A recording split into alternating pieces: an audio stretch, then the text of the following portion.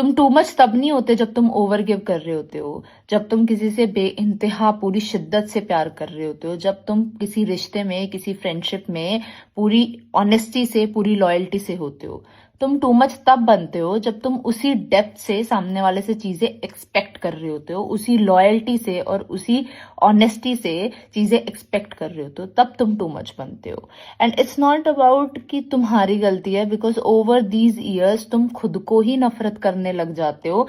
कि मुझ में कमी है, मैं ज्यादा मांग रहा हूँ या मांग रही हूँ, बट बच्चे तुम में कमी नहीं है, नहीं है। किसी ऐसे इंसान से लेट्स सपोज तुम 100 रुपए मांग रहे हो, जो 10 रुपए से ज्यादा है ही नहीं उसके पास, वो दे ही नहीं सकता, उसकी कैपेसिटी ही नहीं है, और तुम्हारी कैपेसिटी है, तुम 100 रुपए दे सकते हो, तुम 100 से ज्यादा भी दे सकते हो।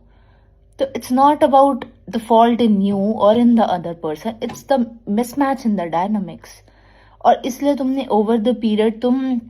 टू मच हो जाते हो, या तुम अपने आप को नफरत करने लग जाते हो कि मुझ में कमी है, तुम में कमी नहीं है। इट्स जस्ट तुम अपनी एक्सपेक्टेशन या अपनी सारी चीजें वहां दे रहे हो जो इंसान डिजर्व नहीं करता है, या वो उसकी उतनी कैपेसिटी नहीं है वो उसको होल्ड कर सके। And that's where the discernment come, कि तुम्हें इतना पता हो, तुम वाइज हो जाओ कि तुम्हें पता हो कि सामने वाला इतना ही कर सकता है, तो मैं भी अब इतना ही करूंगा या करूंगा।